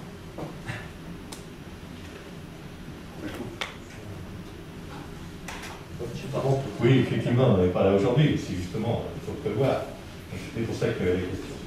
Et puis la dernière remarque, c'est que malgré tout, et je l'avais déjà fait aussi, moi j'y vois quand même un conflit d'intérêt compte tenu de l'activité du CIGERLI. Et encore une fois, et je le répète, malgré ce que vous m'avez dit sur la création de CIGERLI qui remonte à un certain, il reste que c'est une émanation de la métropole, la preuve en étant que le président du CIGERLI est nommé par la métropole, ce qui s'appelle un lien de subordination. Alors après, vous faites comme vous voulez, mais ça c'est un fait. Voilà. Non, c'est faux ça, je suis désolé. C'est faux, le président du CIGERLI, s'il a été nommé, il n'a pas été nommé par la métropole. C'est dans les statuts. C'est dans les statuts du CIGERLI. Non. Eh ben, s'il a été nommé par il n'est pas nommé par la métropole, mais la métropole a un poids énorme vis-à-vis des communes. Et donc, c'est possible que la métropole ait aidé à sa mise en place. Mais ce n'est pas la métropole qui le nomme, moi je suis désolé. C'est l'ensemble des communes. Non. J'ai une question, par contre, sur les propositions qui sont faites, alors les 5 niveaux de prestation. Est-ce qu'on ne peut pas se poser la question de l'utilité de certaines, même payantes, pour arriver aux objectifs qui sont fixés? Le premier objectif est dans 8 ans. Est-ce qu'on sera capable, si on accepte, enfin, si on ne prend pas ces prestations, est-ce qu'on sera capable au niveau de la commune de remplir ces objectifs? Alors, tous les bâtiments ne sont pas... moi, ce qui m'intéresse d'abord dans une première étape, c'est voir l'état des bâtiments pour hiérarchiser ceux qui, en priorité, pour lesquels on doit faire des travaux d'amélioration pour réduire nos consommations. Amélioration d'isolation, ça passe par des travaux comme ça, c'est essentiellement d'isolation, peut-être changement de matériel, etc. Après, on a déjà fait beaucoup sur je vous rappelle que toutes les chaudières actuellement des écoles sont récentes. La seule qui est ancienne, c'est celle de la Maison des Carriers. Et la Maison des Carriers, apparemment, pour l'instant, on n'a pas pris la décision de faire quoi que ce soit. Et de toute façon, tout le système de chauffage sera à revoir et à remplacer. Partout ailleurs, ici, la chaudière, elle a 4-5 ans, je ne sais pas combien. Celle de l'école d'en bas, c'est pareil. Le gymnase, c'est pareil. Ce sont des chaudières modernes. Donc là, techniquement, on ne peut pas bien faire mieux. Par contre, on peut gagner dans l'isolation des bâtiments, ça c'est sûr. Alors l'isolation des bâtiments, ça a un coût. Il faut chiffrer ce que coûte l'isolation de l'école derrière, l'isolation de l'école de Saint-Fortunat, du gymnase aussi, etc. Voilà. Et pour la part de 32% d'énergie renouvelable en 2030, est-ce qu'on a un plan? Le plan, alors il y en a un qui est facile à faire, c'est comme tous nos bâtiments sont chauffés actuellement au gaz naturel, c'est de passer au biométhane et on règle le problème. Parce que le biométhane est un gaz renouvelable. Il ne rentre pas dans. Donc ça fait partie des possibilités. Je vous rappelle que le biométhane est un petit peu plus cher que le gaz naturel, mais l'avantage c'est ça. C'est comme le bois qui est une énergie renouvelable aussi. Ça émet du CO2, mais c'est renouvelable. J'ai une question. Vous parlez de propositions, mais est-ce que l'on a des échéances? Est-ce qu'on acte des... On parle de biométhane, mais est-ce qu'on se dit qu'on va le faire? Et pareil pour la rénovation énergétique. Est-ce qu'on a une échéance? Parce que c'est vrai que 2030, c'est demain. C'est la raison pour laquelle, moi, ça m'intéresse de connaître un peu l'état des bâtiments. Pour l'instant, je ne peux pas vous dire quel bâtiment a besoin d'isolation, a besoin d'amélioration, je ne sais pas. Je m'en doute, mais je n'ai pas d'informations là-dessus. Oui, mais justement, on le saura quand? Est-ce qu'on a déjà défini une date de... On le saura quand le CIGERLI aura fait son audit. Et on n'a pas de date encore. Il faut d'abord... Oui, il faut d'abord acter. Voilà, et après ça serait sympathique de... Dès que le contrat sera signé, moi je vais passer une commande au CIGERLI pour les niveaux 0 et 1. Et je vous ferai un compte rendu après, si vous voulez, il n'y a pas de problème. Non, ce que je voulais savoir, sans avoir de mots pris, c'était simplement, est-ce qu'une fois qu'on a acté, est-ce qu'on doit attendre un mois, un an? Est-ce qu'il y a une liste d'attente des communes? Voilà, est-ce que... si j'ai bien compris, c'est si demain je sollicite le CIGERNI, quand est-ce qu'il va pouvoir intervenir? Je ne sais pas. Il faut que je pose la question, je ne sais pas. Merci.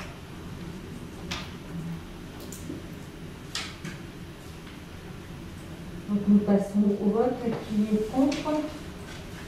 Monsieur Dumont. Qui s'abstient? Madame Delay, Madame Delorme. Merci pour votre vote. Nous passons au point suivant, point 12, modification de statut du CIGERNI, adhésion de la commune de Saint-Genis-Laval. Et j'en passe la parole à Claude Basset.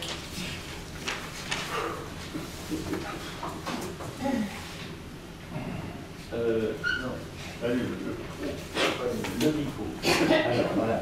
Alors, vous savez que le CIGERNI, aujourd'hui, donc, intervient dans l'enfouissement des réseaux, l'entretien des l'éclairage public, et donc une commune peut déléguer tout ou partie de ce que fait le CIGERNI, au CIGERNI par exemple, pour l'éclairage public. C'est le cas de ces communes qui ont décidé, qui géraient leur éclairage public jusqu'à maintenant, et qui ont décidé de le transmettre en gestion au CIGERNI. Et nous devons, comme nous sommes adhérents du CIGERNI, nous devons, nous, au conseil municipal, donner notre accord pour cela. Donc voilà, le CIGERNI récupère ces deux communes pour l'entretien.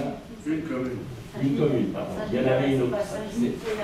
Saint-Genis-Laval, d'accord, il y en a une. Ok.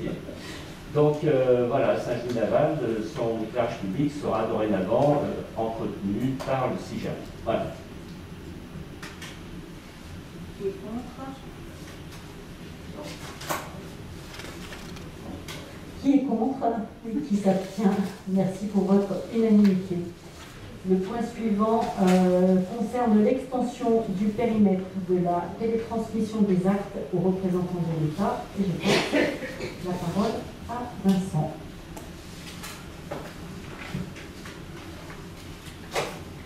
Oui, merci. Rapide sujet technique. Je voulais vous rappeler que toutes les décisions qui sont prises par la collectivité sont exécutoires une fois qu'elles ont été contrôlées par l'État. Donc, telles que les délibérations ce soir ou les arrêtés que signe Madame la maire sont intégralement, enfin, pour la majorité d'entre elles, transmises au préfet qui en assure le contrôle juridique a posteriori. Voilà, si la décision n'est pas conforme à la loi, alors le préfet peut saisir les juridictions compétentes. Donc c'est ce qu'on fait pour les délibérations et les arrêtés. On transmet en un système de transmission numérique par signature électronique reconnue par un tiers de confiance informatique à la préfecture, donc de manière automatisée. Et bien, nous souhaitons étendre cela aux actes de la commande publique, donc tous nos marchés et nos achats sont contrôlés par l'État, ainsi qu'à tous nos actes budgétaires, donc les budgets primitifs, les comptes administratifs également. Donc, je vous ai proposé ce soir d'étendre cette transmission au préfet par voie dématérialisée des actes relevant de la commande publique et des actes budgétaires.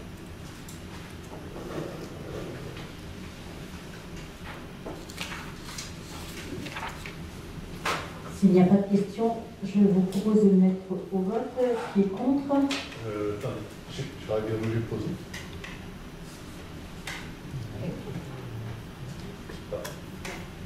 Bizarre. Non, ok.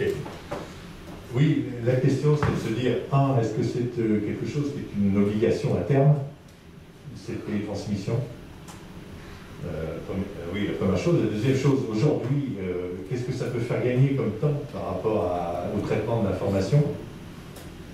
Autant je comprends que pour les arrêtés, ça puisse être très important, autant pour le reste, à mon avis, je ne suis pas sûr qu'ils le traitent beaucoup plus vite à l'arrivée, surtout avec une budgétaire.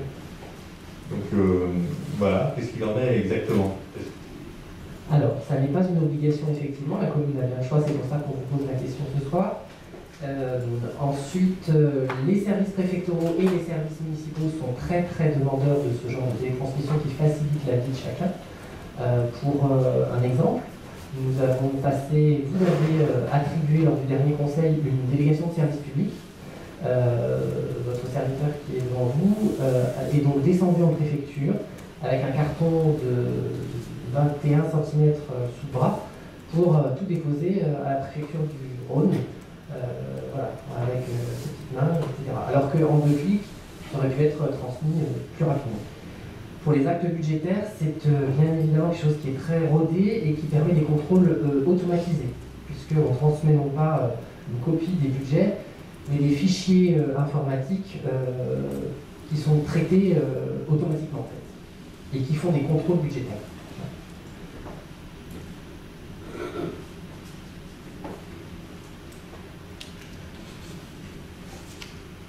S'il n'y a pas d'autres remarques, je le propose au vote. Qui est contre? Qui s'abstient? Merci pour votre unanimité. L'ordre du jour étant épuisé, nous pouvons passer aux questions orales. Donc, il y avait une première demande concernant le rendez-vous que nous avons eu le 22 novembre dernier qui concernait le point d'étape sur le contrat de mixité sociale. Je vais passer la parole à Didier Vernier.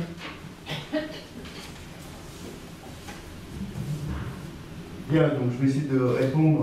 Donc ce point a eu lieu. Je rappelle que lors de la dernier conseil, on a mis en place une commission sur les réflexions sur les subventions concernant les logements sociaux. Et j'en ai profité lors de pour la compréhension pour faire un bilan un peu plus détaillé de cette situation. Et donc voilà, alors je vais vous faire une petite synthèse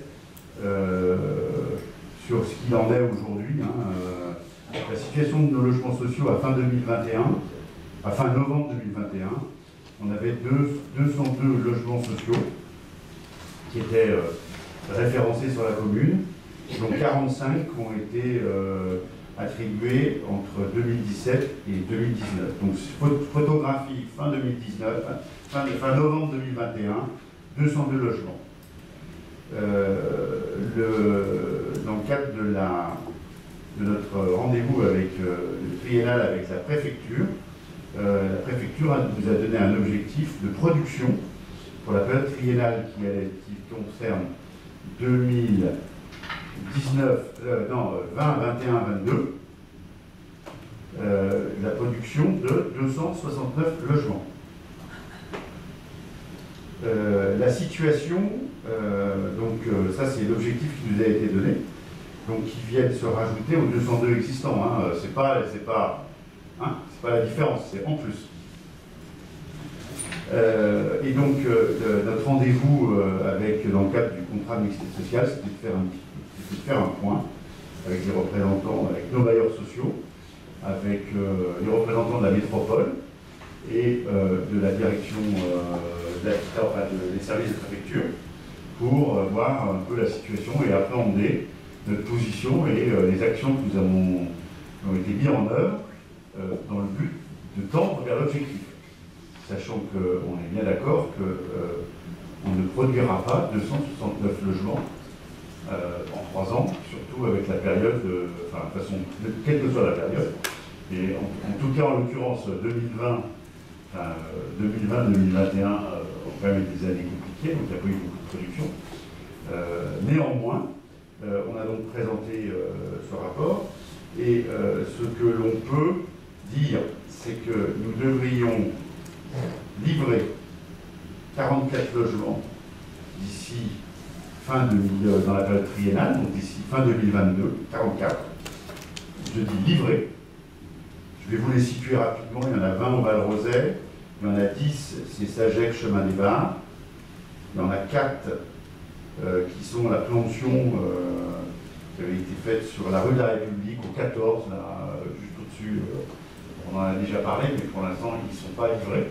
Puis il y a des Aliades qui peuvent faire les travaux, donc on fait les travaux avant qu'ils soient livrés. Il y en a 3 à la maison Brochier, donc ça c'est la propriété de la commune, puisqu'ils n'ont pas tous été, il y en a un qui a des travaux à faire, il y en a un qui n'était pas homologué, etc. Et puis il y en a 7 dans la maison dite Vanarès et Habitat Humaniste, pour lesquels nous avons voté une subvention exceptionnelle dans le cadre d'un projet d'insertion important, donc qui devrait être travaux réalisés, donc sauf retard de chantier, on va dire. Les accords sont passés, les permis de construire sont acceptés, sont purgés de recours, donc la probabilité de les livrer est très forte. Donc 44. Et ensuite, nous avons 57 logements qui ne seront pas livrés, mais qui seront ce qu'on appelle agréés. C'est-à-dire que c'est des projets qui sont complètement identifiés, sur lesquels il y a un permis de construire déposé, et sur lequel le promoteur s'est associé avec un bailleur social qui a fait une demande d'agrément. Donc nous en avons, à ce jour, on devrait en produire sur cette même période 57. Ces 57, alors ils viennent se cumuler au 44 et ils rentrent tous les deux dans l'objectif du 269. Pour être un peu précis, c'est un peu compliqué, mais notre objectif, c'est pas que du livré, parce que sur 3 ans, c'est livré et agréé.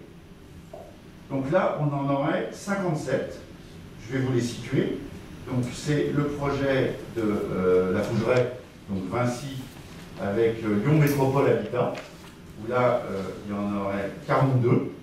Alors, il y en a 37 qui ont déjà été agréés, mais il y en a un peu plus que prévu. Donc il y en a 42. Il y en a 9, enfin 8 pour l'instant, mais il y a une modification en cours. Et il y en aura 9 sur le projet de Bouygues immobilier, donc rue du Castellar, entre Castellar et chemin du Vieux-Bourg. Et là, c'est agréé, enfin, c'est en cours d'agrément, mais ça sera agréé en 2022, avec la Caisse des dépôts et de conciliation, qui va affilier ça avec l'armée. Donc on devrait avoir une partie de ces logements qui devraient être proposés à la base aérienne, enfin, aux militaires de la base aérienne. Voilà. Et ensuite, donc ça fait 9. Ensuite, nous en avons 6 qui correspondent à la préemption que nous avons faite sur le 33 rue de la République. Donc c'est la petite maison qui est en montant à droite au-dessus de la maison de Meunier, qui a été préemptée par la métropole à votre demande, et sur lequel il y aura la réalisation par Roson Habitat de 6 logements. Donc si on prend 44 plus 57, si je ne me suis pas trompé dans les calculs, nous sommes à 101. Et donc, quid des 168 manquants? Eh ben, voilà. On demande au Père Noël? Hein? On demande au Père Noël? C'est une bonne idée, ouais. S'ils veulent nous les mettre dans la hotte, mais je ne suis pas sûr que... Voilà. Par contre, alors, il y a un autre critère, je n'ai pas fait les répartitions là, c'est peut-être long, mais la préfecture, dans le contrat de justice sociale, nous donne 2 objectifs. Un premier objectif qui est un objectif quantitatif, donc c'est un nombre de logements à prévoir, et ce nombre de logements, il est basé sur une échéance temps qui, sur la période triennale, va nous permettre d'obtenir nos fameux 25% à une échéance. D'accord? Donc ça, c'est purement mathématique. C'est-à-dire que c'est... bon. Par contre, le préfet sait très bien que dans le contexte, il est obligé de nous appliquer ces règles-là, mais il sait très bien qu'on aura du mal à les produire. Le foncier n'est pas là, c'est compliqué. Et donc, du coup, on a un deuxième objectif qui, lui, est un objectif dit qualitatif. Cet objectif qualitatif nous impose de, lorsque l'on fait du logement social, de faire sur chaque opération déjà 30% au lieu de 25%, hein, puisque la loi c'est 25%, 30%, et sur ces 30%, nous avons 3 obligations, enfin, 2 principales obligations.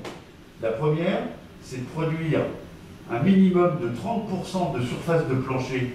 Donc si je construis 1000 m², je dois consacrer 300 m² aux logements sociaux. Mais ces 300 m² doivent être répartis, doivent représenter 30% des logements. C'est clair? Non mais dans certains cas, du coup ça pousse, c'est le cas de Bouygues, on faisait que 8 logements, donc on avait les 30% de surface de plancher, mais on n'avait pas les 30% de nombre de logements. Et du coup, on divise, enfin, on fait, au lieu de faire un T5, on fait un T3, T4. Alors, je le dis parce qu'on peut nous reprocher à un moment donné de dire qu'il n'y a pas assez de grands logements. Mais la loi telle qu'elle est faite, eh ben, elle pénalise les grands logements parce que cette double peine nous empêche de produire du grand logement. Donc voilà, donc ça c'est la deuxième règle. Et la dernière règle, c'est qu'on doit produire sur les 30% de logements sociaux, on a l'obligation, pour faire l'objectif qualitatif, c'est de produire un minimum de 30% de PLAI. Alors, le PLAI, c'est le logement social le plus aidé, d'accord, donc qui touche des gens avec des niveaux de rémunération, avec des coefficients familiales, c'est pas, et un maximum de 30% de PLS qui est à l'autre bout de l'échelle des logements sociaux. Donc là, on est sur des logements type PLS qui sont agréés également en tant que logements sociaux, mais qui touchent des populations avec des niveaux de revenus beaucoup plus importants, puisque si on prend globalement l'accession sociale, alors les chiffres varient suivant, mais on est aux alentours de 75% de la population qui est éligible aux logements sociaux. Alors, moins en PLAI, mais par contre, beaucoup ont accès au PLS. Donc nous, voilà, donc on nous pousse à faire beaucoup de PLAI pour favoriser l'application sociale et on nous limite un peu sur les PLS. Voilà ce qu'on peut dire aujourd'hui sur cette situation. Donc cet objectif qualitatif, on est très vigilant là-dessus, puisqu'on sait que le premier objectif, on ne pourra pas l'atteindre. Par contre, réaliser le deuxième est complètement dans nos facultés, puisque c'est des répartitions entre des typologies de logements. Donc c'est notre devoir de les imposer. Sur la dernière période triennale, on l'avait respecté, et on continuera à le respecter. Voilà. Merci pour l'explication, c'est intéressant de voir l'évolution sur la commune, une chose qu'on attend depuis des années. J'avais un commentaire et une question. Le premier commentaire, c'est de rappeler que toutes ces obligations sont des obligations légales, donc la commune n'a pas de choix, elle doit respecter la loi. Et ce qu'on est en train de discuter ici, c'est un rattrapage de ces obligations légales. Par contre, j'ai une autre question. Est-ce qu'on n'aurait pas la faculté, justement, pour éviter de tomber dans le travers de ce qui se passe dans le projet à côté du gymnase, Bouygues, de ce cumul en fait, de deux paramètres? Est-ce qu'on ne pourrait pas imposer, par exemple, à un programme de faire 40% en surface pour plus facilement obtenir les 30% de logement? 40% de part en surface? Si en fait, plutôt que d'être que dans le critère strictement légal, minimum, c'est un critère minimum, le 30% désormais. Si dans ce critère minimum qui est légal, est-ce qu'on ne pourrait pas aller un peu au-delà dans ce qu'on négocie finalement avec les promoteurs pour faciliter en fait cette équation entre 30% de surface et 30% de logement? Dans l'absolu, oui, on peut. La difficulté que l'on rencontre aujourd'hui, c'est qu'on est sur un foncier qui est extrêmement élevé, qu'il faut être lucide quand même, il faut bien prendre en compte et comprendre qu'aujourd'hui, chaque fois que quelqu'un qui achète à l'accession, dans le prix qu'il paye au mètre carré de son logement, il finance, nous sommes les premiers bailleurs, nous particuliers. Non mais, et plus on est sur des communes avec des fonciers élevés, plus on est contributeur. On dit comme ça, oui. Voilà. Donc c'est quand même déjà un premier élément. Après, la difficulté, c'est que compte tenu qu'on a aussi une politique de maîtriser le développement urbain de la commune, on joue aussi sur, on ne va pas densifier trop, vous avez un potentiel de 3500 m² de surface de plancher, ok, on est d'accord, parce que bon, il faut bien qu'on prenne notre part du développement de la métropole, mais nos voiries, nos machins, enfin bref, vous connaissez l'histoire, on a tendance du coup à les amener à dire, faites quelque chose de raisonné et raisonnable, on sait bien que vous avez 4000 mètres potentiels, mais nous, on aimerait bien que vous nous sortiez un projet à 3000. D'accord? Si en plus de ça, on leur explique qu'il faut, à ce moment-là, l'économie ne fonctionne plus, et parce que du coup, ça renforce encore la part du mètre carré à l'accession, parce que 80% de ces de ces logements sociaux, ils ne sont pas différents, ils sont à la marge, hein, il y a peut-être 2 mètres carrés de moins de faïence dans les salles de bain, et encore, je ne sais même pas. Donc on est sur des mêmes niveaux de construction, on est sur les mêmes bâtiments. Donc c'est compliqué de... Mais dans l'absolu, tu as raison. Ça peut donner l'élément, quoi. Oui, bien sûr, bien sûr. Mais déjà, quand ils arrivent ici, les promoteurs, les trucs, c'est 30, c'est pas 25. Oui, bien sûr. Donc, c'est une bonne guerre, c'est une bonne guerre. Voilà, tu veux rajouter quelque chose? Ouais, je pense que Didier a parfaitement expliqué la situation. C'est pas allumé, vas-y. Didier a parfaitement expliqué la situation, c'est d'autant plus prégnant sur des petites opérations. Et voilà. Donc c'est, en l'occurrence, dans le cadre de l'immobilier, sur une opération de 9 logements, oui, bien sûr. on peut vite basculer. Sur une opération où il y a 30 ou 40 logements, la situation est quand même plus facile à équilibrer, et on obtiendra plus facilement des logements de grande dimension. Après, juste là-dessus, une question, hein. Peut-être l'intérêt aussi d'étudier la possibilité d'installer de prévoir des actes qui, du coup, augmentent les surfaces en termes de foncier pour avoir ces équations plus facilement entre des zones de logements plus luxueux, plus chers, au bénéfice de coûts de logements sociaux à moindre. C'est ce qui se fait dans pas mal d'endroits, mais après, effectivement, on en revient toujours à la difficulté topologique de la commune. Mais si on regarde Favril, République, voilà, il y a des surfaces qui sont assez proches les unes des autres. Les autres, on pourrait éventuellement, alors je ne sais pas si c'est trop tard ou pas, mais réfléchir à des actes pour justement équilibrer d'un projet à un autre. J'entends bien, mais on a aussi une population qui est, comme nous, désireuse d'avoir une maîtrise du foncier et de la construction, et c'est ce qu'on s'emploie à faire.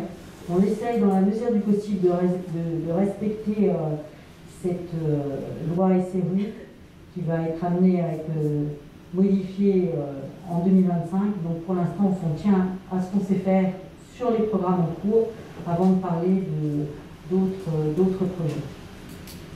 Voilà, concernant ce point, je ne sais pas si tu voulais rajouter autre chose, Didier? Oui, je rajoutais aussi que on va voir, hein, là on est en cours d'instruction, on est encore en période de recours sur le projet Fougeray. Il sera, je crois que c'est encore pendant un petit mois, on va voir, mais moi j'attends aussi, c'est aussi voir si, parce que on a aussi des contraintes, que si on va se donner des axes de recours, parce que le logement social, on est bien conscient qu'il faut en faire, mais il y a aussi des gens qui considèrent qu'il y en a déjà trop. Donc si on fait plus, on leur donne des axes de recours qui font que les projets peuvent aussi ne pas sortir. Donc de toute façon, cet équilibre, c'est extrêmement compliqué. On essaie de le gérer au mieux. On va chercher des bailleurs sociaux aussi, j'ai cité l'armée. Il y a d'autres projets sur lesquels, bon, aujourd'hui c'est encore trop tôt, mais sur lesquels voilà, on essaie de trouver pour qu'il y ait aussi une acceptation, un regard différent, et qui permette d'améliorer la situation demain. Bon, c'est un vaste sujet, vous l'aurez bien compris, on peut en parler des heures, hein, il n'y a pas de souci. Il y avait un autre point, je pense. Donc le prochain rendez-vous, ça va être dans un an, il y a d'autres étapes qui seront fixées au préalable. Comment ça va se passer juste pour la suite des événements avec la préfecture par rapport à tout ça? Là aujourd'hui, on était. En fait, c'est un point, là, la réunion qu'on a eue, c'est un point de passage dans la période triennale, donc fin 2022, on va repasser à la moulinette du préfet. Et puis je pense qu'à début 2024, on va faire un point à mi-parcours avec notre contrat de mixité sociale, à moins qu'ils considèrent que les efforts qui ont été faits par la commune nous permettent de sortir de ce contrat de mixité. On est en contrat parce que nous sommes carencés. Saint-Cyr, qui est un peu plus en avance que nous, ils sont à peu près, ils sont à 12%. Hein? Ah bon? Enfin bref, ils sont carencés. enfin, ils sont en retard, mais ils n'ont pas de contrat. Alors voilà. Donc on garde l'espoir de sortir du contrat. Mais qui ne nous gêne pas, hein. Je veux dire, on joue le jeu du enfin, voilà. On collabore, hein. Alors l'autre question concernait donc cette commission d'attribution des logements, donc on a répondu tout à l'heure. Il y avait un point justement sur le retour de la métropole suite à la réalisation de leur étude mobilité, et je vais laisser Philippe en dire quelques mots.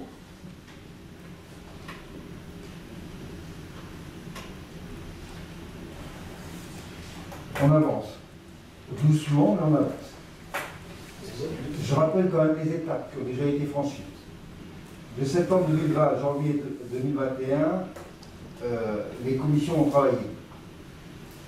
Au terme du travail des commissions, j'ai établi au mois de février 2021 le projet qui a été transmis à la métropole à la fin du mois de février 2021. Au mois de juin 2021, la métropole a mis en place une étude globale de circulation dont on a eu les premiers retours au mois de septembre 2021, puisque la métropole a été en mesure à ce moment-là de valider l'analyse qu'on avait faite, nous, des Illyriens, des difficultés qui étaient rencontrées à Saint-Didier. Depuis lors, on attendait avec impatience que la métropole se décide à examiner notre propre projet. Le 9 décembre, c'est-à-dire la semaine dernière, nous avons eu les premiers retours. Alors, ces premiers retours ne me remplissent pas de joie, mais nous permettent déjà d'avancer un petit peu. Tous les projets coûteux en l'état ne sont pas examinés. Ils ne sont pas examinés car trop chers, et que la métropole entend que les projets qu'elle financera dans un premier temps ne soient exclusivement financés dans le cadre des budgets FIC et PROX, avec l'abondement de la commune. Nous devrions pouvoir faire quand même pas mal de choses. Globalement, le projet qui nous a été présenté la semaine dernière valide notre analyse qui tente à faire en sorte que la traversée nord-sud de Saint-Didier, que ce soit en provenance du nord-est ou en provenance du nord, soit de plus en plus délicate pour ceux qui veulent la traverser. Il y a des projets, des suggestions qui sont faites par la métropole qui sont un peu différentes de celles que nous avions formulées. Donc on va être dans l'obligation, quoi qu'il en soit, c'était un peu mon intention, de faire examiner les propositions de la métropole par la commission, et elle se tiendra au cours du mois de janvier prochain. En ce qui concerne les projets coûteux, les projets coûteux, ça veut dire les aménagements en sécurité, notamment de la rocade, de la route de Limonest, de l'axe central et de la route de Champagne, et l'aménagement du chemin des rivières. Ces projets, en l'état, ne sont pas finalisés par la métropole. Je m'en suis un peu ému, un peu énergiquement, au bout de Madame le maire lors de la réunion de la semaine dernière, et ça a quand même eu un effet, c'est que j'ai obtenu qu'une réunion se tienne dès lundi prochain avec la responsable des budgets PPI pour examiner ces points qui sont des points importants pour nous, mais qui manifestement n'ont pas été jugés en l'état comme étant primordiaux par la métropole. Donc j'espère pouvoir avancer au cours de la semaine prochaine. Donc le timing maintenant est simple. Début janvier, courant janvier, réunion de la commission qui examinera les projets d'aménagement qui seront envisagés par la métropole en l'état des propositions de la métropole. Dès que ça aura été validé, et à mon avis, ça ne pourrait pas faire l'objet d'une opposition quelconque de la part des différentes tendances au sein de cette assemblée d'aujourd'hui, on fera en sorte de pouvoir les mettre en œuvre le plus rapidement possible. Ensuite, il y a les grands projets, et ça, les grands projets, Il va falloir un peu y aller au forceps pour essayer d'obtenir que la métropole nous dégage l'argent nécessaire pour qu'on puisse le mettre en œuvre. Voilà globalement la situation. Si vous avez des questions, je suis prêt à y répondre.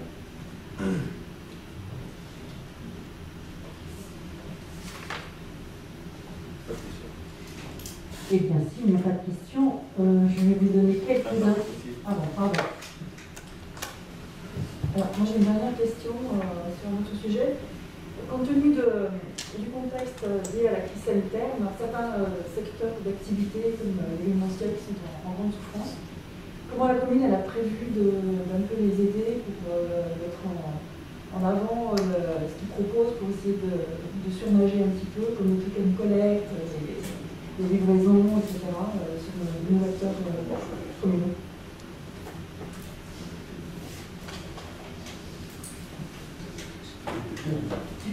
Tu parles d'événementiel, mais pour l'instant, l'événementiel n'est pas du tout touché. On fait des spectacles avec le respect des gestes barrières et le contrôle du pass sanitaire. Alors, je ne sais pas de quoi tu parles. Je parle des traiteurs surtout, qui ont, comme les vœux du personnel ont été annulés, donc les traiteurs sont en grande souffrance parce que tous les événements sont annulés les uns derrière les autres. Et c'est vrai qu'à cette époque aussi, généralement, c'est plutôt une période faste, alors que là, aujourd'hui, ils ne travaillent plus, quoi. Donc ils essayent de proposer des alternatives avec des click and collect, des livraisons, etc. On a sur la commune, on va citer Christian Wiesmann, Wiesmann et Délices, qui fait des plateaux repas depuis un moment, et qui propose aussi ou à l'emporter, ou directement dans leurs locaux, ou des livraisons directement sur site. Comment est-ce qu'on peut les aider à essayer de passer ce cap qui est un peu difficile pour eux actuellement? Alors, pour l'instant, aucun commerçant n'est revenu vers nous. Wiesmann est revenu vers nous, mais pour un autre sujet. Et il y a toujours les aides de l'État qui se remettent en place pour les traiteurs, donc on va s'en tenir là pour l'instant et on va voir comment la situation évolue. Voilà, on ne peut pas non plus être toujours la main au porte-monnaie dès qu'il y a une information gouvernementale qui est donnée sur... pour l'instant, personne n'est venu se plaindre. Wiesmann est venu, mais pour autre chose. Je pense pas forcément à une aide financière, hein. Je pense à une aide est-ce qu'on peut de communication, est-ce qu'on ne peut pas les aider à trouver des supports pour, parce que je ne sais pas s'il y a beaucoup de décideurs qui savent que les services que propose M. Wiesmann. Moi, par exemple, j'y recours plusieurs fois par mois. Je vais chercher des plateaux repas, des choses comme ça, mais quand j'en parle autour de moi, personne n'est vraiment au courant que ça existe. Donc c'est plutôt très pratique, quand même sur la commune, de pouvoir, vous êtes en télétravail, vous pouvez faire lever des plateaux repas, pendant le télétravail, vous êtes chez vous, ça marche très bien. Donc je ne sais pas, est-ce qu'on ne peut pas aider un petit peu au niveau communication auprès des élus? On a aidé Wiesmann et Délices quand il a supprimé ses loyers une partie parce qu'il avait les aides de l'État. Maintenant, c'est une entreprise à elle de faire sa publicité. Hein. Nous, on n'est pas là pour faire la publicité de toutes les actions commerciales qui peuvent être en place sur la commune. Hein. Il faut les laisser aussi agir. Hein. Si dès qu'il y a un petit truc, il faut qu'on dise alors de quoi vous avez besoin, on fait la pub dans le Bref, on fait la pub dans le Progrès, on fait la pub dans des flyers, on les distribue dans les boîtes aux lettres, à eux aussi d'être moteurs sur le sujet. Hein. C'est un peu nos acteurs locaux quand même, je ne sais pas. Attends, le sens précis de ta question concernant Wiesmann, après je vais te répondre autrement, mais c'est pourquoi cette demande-là maintenant sur Wiesmann? Parce qu'on a un acteur local qui propose des services qui est en grande souffrance parce qu'effectivement, comme j'expliquais, il y a même aujourd'hui les restaurateurs qui faisaient tous les repas de fin d'année, quand on discute un petit peu à droite à gauche avec les différents restaurateurs et différents traiteurs, on s'aperçoit quand même qu'ils sont vraiment en grande souffrance parce qu'ils ont beaucoup d'annulations. Et donc, nous, on a sur notre commune des acteurs économique. Est-ce qu'on peut... Alors, faites répondre. Parce que M. dire, il y a une insistance sur Guzman. Guzman vient de nous faire une demande d'affichage avec des grands panneaux sur ses barrières, enfin, sur son site, et sur lequel nous avons fait, il nous a fait cette demande et on lui a répondu négativement parce que ces locaux sont dans une zone N, naturelle, où il y a une interdiction d'afficher et faire un certain nombre de choses. Donc il nous a écrit pour nous dire qu'il allait faire des choses, d'accord, qui étaient quasi faites, et pour nous informer. Sauf que nous, on est obligé de lui expliquer que c'est pas possible. C'est le code de... Je réponds à la place de Jacques qui s'occupe des affaires économiques, parce que là, ça touche l'urbanisme. Nous sommes dans une zone naturelle et on ne peut pas avoir des banderoles signalétiques et d'informations dans une zone N. Donc on lui a, comme il nous a écrit hier ou ce matin même, enfin ou hier peut-être, mais on a réagi tout de suite pour lui expliquer que ce n'était pas possible, que la loi l'interdisait. Parce qu'il était en train de le faire, voire passer des commandes. Donc, et il nous a répondu ce soir qu'il était un peu surpris, etc., et pas très content. Donc dès demain matin, je vais proposer un rendez-vous pour le rencontrer. Voilà. Maintenant, pour revenir quand même sur... voilà, donc je peux comprendre qu'effectivement, c'est pour ça que je pense que ta remarque, elle n'est pas innocente, elle n'est pas anonyme. C'est pour ça que je suis en pleine transparence sur la réponse, mais je préférerais que la question soit posée de manière plus directe. Donc ça au moins, c'est plus simple, mais j'ai compris le sens. Donc on va rencontrer M. Guzman. Malheureusement, je ne pourrais pas lui donner satisfaction sur ses demandes, parce que si je lui donne satisfaction, je suis hors du code de l'urbanisme.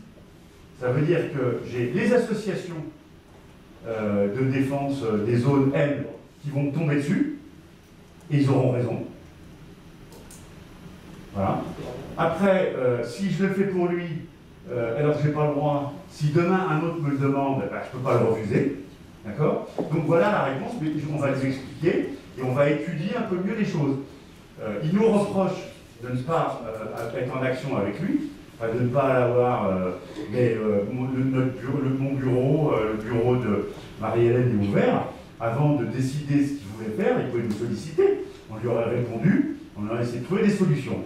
Maintenant, il a été énormément aidé pendant toute la période de 2020, jusqu'à, enfin, plus, dans des périodes où il avait la possibilité de travailler un peu, parce qu'il avait le droit d'ouvrir pour faire effectivement du click and collect, de livraison de plateau, etc. Donc on l'a malgré tout aidé. Donc il y a le PGE, il y a les aides de l'État pour les boîtes dans l'événementiel, etc. Donc il y a eu des larges aides. Et moi, je suis d'accord qu'il est sur la commune. Je n'ai jamais eu de publicité de Guzman dans ma boîte aux lettres pour me dire je suis capable de vous livrer un repas. Jamais. Moi, j'en ai jamais eu. Il n'y a pas eu d'envoi de Guzman, enfin, à moins que je ne suis pas au bout d'une impasse, je suis sur une rue qui, en général, lorsqu'il y a de la publicité, je l'ai jamais eu. Mais bon, après, c'est... voilà. Alors, une première chose, déjà, je ne connaissais pas effectivement le contenu de la demande de M. Guzman, hein, ça, c'est toi qui m'apprends ce soir, d'accord? Ok, bon, j'entends ce que tu me dis. Par contre, ma question, elle porte quand même d'une manière plus générale. Comment on peut aider nos acteurs locaux? Est-ce que c'est par le biais du Handbref pour effectivement communiquer auprès des Désidériens des propositions qu'ils font? Alors que ce soit Guzman, mais ça peut être aussi des restaurateurs ou d'autres. Hein. Ma question est quand même beaucoup plus générale. Alors, certes, sur le support de Guzman, de cette question que j'avais reçue, mais sans avoir le détail de ce contenu dont tu parles. Effectivement, en indo naturel, je peux l'entendre, mais comment on peut rebondir? Alors, tu me dis que tu vas le recevoir, on peut espérer que vous ayez une discussion constructive pour que ça aille dans le sens de tout le monde.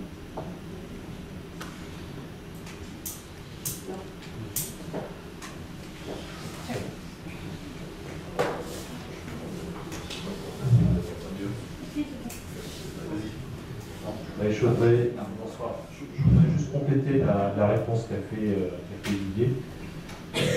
On parle d'aide. En fait, faut se souvenir quand même qu'au sein de ce même conseil, on a voté également des aides en faisant de la com sur le bref. On a également fait en sorte de mettre en valeur l'ensemble des commerçants de la commune. On a également fait une carte de vœux en sorte par les gens. On les a associés, pour ceux qui ont souhaité, à la soirée du 8 décembre, alors qu'on a fait une animation spécifique pour mettre en valeur. Je pense qu'il y a quand même pas mal de choses qui sont faites, et c'est vrai que si l'un peut potentiellement lever la main par l'intermédiaire d'entre nous, on pourrait également penser à la Bellana, on pourrait penser à d'autres associations ou d'autres qui sont également dans l'événementiel et qui n'attendent pas toujours la manne de la personne publique, quoi. Voilà, donc, oui, on a été attentif à eux jusqu'à présent, on va continuer à l'être, on a régulièrement des échanges avec eux. Moi, je n'ai reçu aucune demande spécifique actuellement, alors qu'on est en contact, je ne veux pas dire chaque semaine. Très bien. Et pour terminer cette parenthèse, on prend les questions, mais je vous rappelle qu'elles doivent être posées 48 heures à l'avance. Ça nous permet d'avoir les éléments de réponse. Voilà. Donc je continue. Concernant les informations diverses, et je vais vous parler de la dernière conférence métropolitaine des maires qui s'est tenue le 26 novembre dernier. Donc, le président de la métropole, Bruno Bernard, reconnaît qu'après 17 mois d'installation, il n'y a pas eu assez d'échanges avec les maires, certainement, à son avis, à cause de la Covid. Ils sont en train de revoir la PPI et nous donnerons une réponse en janvier prochain. Il a déjà acté une PPI supplémentaire pour les collèges, mais comme nous n'avons pas de collèges concernés sur notre secteur, nous ne sommes donc pas touchés par cette PPI supplémentaire. Comme l'a dit Philippe, nous avons cependant engagé notre FIC avec abondement et notre PROX pour réaliser des équipements sur ce mandat. Nous devons donner nos priorités en janvier.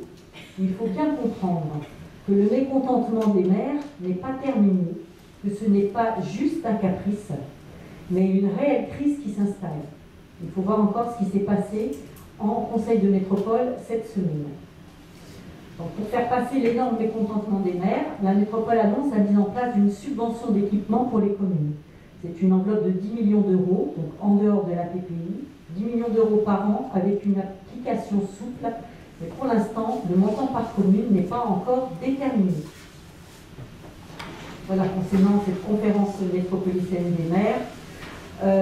J'ai une info concernant les agents recenseurs. Il nous manque encore 3 agents pour assurer le recensement qui aura lieu donc, en début d'année prochaine. Donc si vous avez des personnes autour de vous qui sont intéressées pour faire agent recenseur, donc c'est rémunéré, on l'avait voté en conseil municipal, n'hésitez pas à les envoyer et à prendre contact avec Vincent. Concernant les mouvements personnels, des bonnes nouvelles. Nous avons une arrivée prévue le 3 février d'une responsable des finances qui s'appelle Sarah Brault et qui vient par mutation de la commune de Montluel. Et nous aurons aussi une autre arrivée le 1er février d'un responsable de l'éducation qui s'appelle Adrien Botta, qui vient aussi par mutation, mais cette fois-ci de la commune de Miribel. En ce moment, nous faisons notre marché dans la... Et puis le dernier point que je voulais évoquer avec vous, le dernier point concerne la cérémonie des vœux. Donc nous maintenons les vœux le 6 janvier prochain à 19h au CLB, dans le respect des gestes barrières et sur présentation du pass sanitaire. Les personnes seront donc assises avec un masque, mais malheureusement, il n'y aura pas de buffet derrière, de moment convivial. Ce buffet étant assuré d'habitude par la restauration scolaire, il n'y a donc pas de traiteur de nuit en jeu. Voilà. Mais nous maintenons les vœux, malgré ce qu'on entend, enfin, malgré s'il y a d'autres dispositions d'ici là à suivre, on les suivra bien évidemment, mais pour l'instant ils sont maintenus, malgré qu'il y ait déjà des maires autour de nous qui annulent les leurs. Voilà.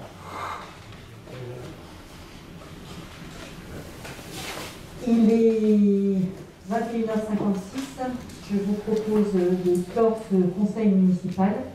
Je vous souhaite à tous d'excellentes fêtes de fin d'année. Profitons-en pour voir nos familles, nous ressourcer, prendre soin de nous et passer des bons moments. Voilà, excellentes fêtes à tous. Merci beaucoup. Bonsoir.